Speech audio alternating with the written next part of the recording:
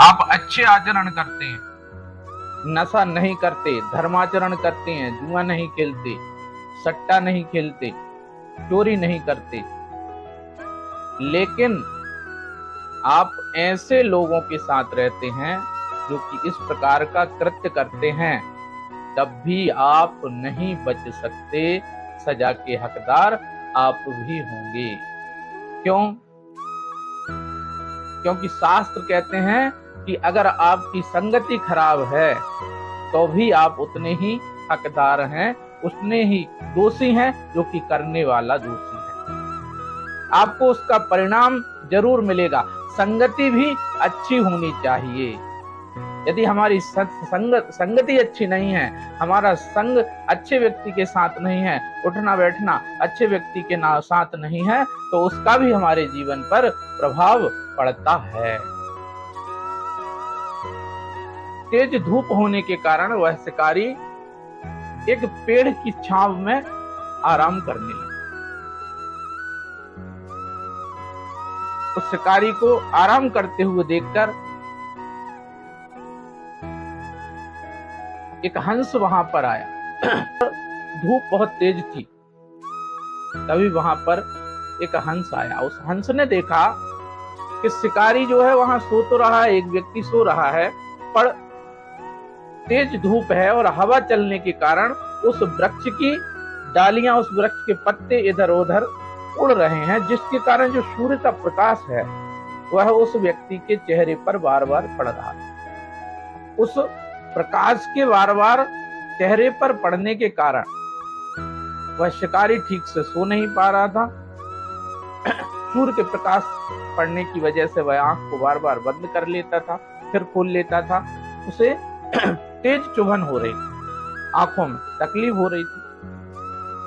हंस संत का प्रतीक है, सीधे का प्रतीक है हंस। हंस ने सोचा, हंस ने देखा कि ये महोदय सो रहे हैं, सो नहीं पा रहे हैं, तो हंस ने जाकर उस पेड़ की एक डाली पर बैठ गया तथा अपने पंखों को फैला लिया। पंख फैलाए तो उस व्यक्ति को, शिकारी को अच्छी नींद आ गई। हंस ने सोचा, ठीक है, किसी जीव का भला हो रहा है, थोड़ी देर यह ठीक से सो ले, उसके बाद मैं अपने काम पे निकल जाऊंगा। उसका भला सोचकर, उसके बारे में अच्छा सोचकर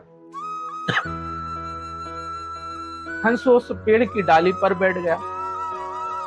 पर हुआ क्या, तभी उसी समय एक कौवा वहां पर आया। कौवा उड़ते उड़ते आया। कौवा बुराई का प्रतीक। कौवा उड़ते उड़ते आया वहां पर और जाकर उस हंस के बाजू में बैठ गया।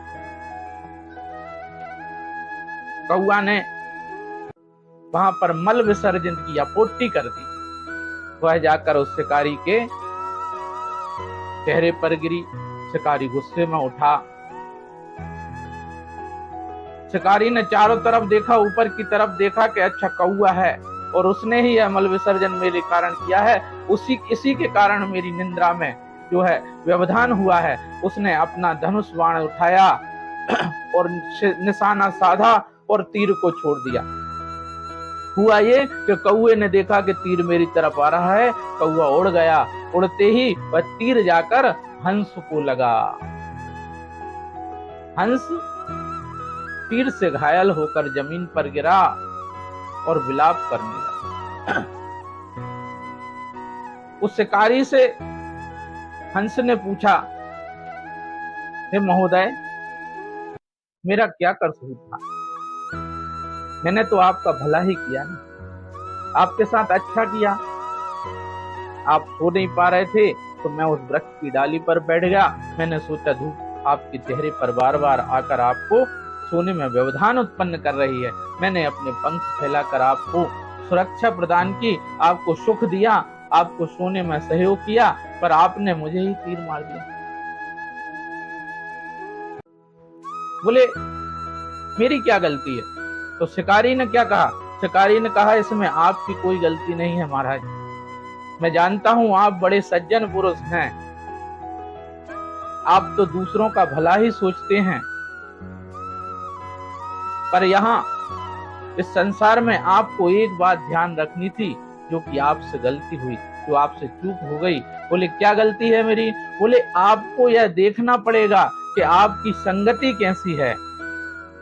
कौवे का 2 मिनट का सत्संग हुआ, उसने काम बिगाड़ा और काम बिगाड़ के चल दिया। गलत काम करके लोग चले जाते हैं, सज्जन पुरुष हैरान होते रहते हैं।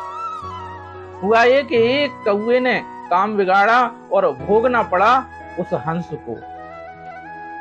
बोले इसी कारण आपकी सत्संगति खराब हुई थी, आपको देख लेना चाहिए था। मैं जहां पर बैठा हुआ हूं वहां पर यह दुराचारी व्यक्ति आकर बैठ गया है। अगर कोई बुरा व्यक्ति, कोई बुरे कर्म करने वाला, दूसरे को नुकसान पहुंचाने वाला, अगर कोई व्यक्ति, कोई सत्संग आपको ऐसा मिल जाता है जो कि अधर्मी है, तो आप उसका साथ तुरंत छोड़ दीजिए।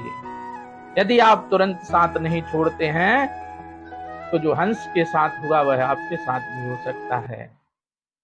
इसलिए अच्छी संगति होना बहुत आवश्यक है।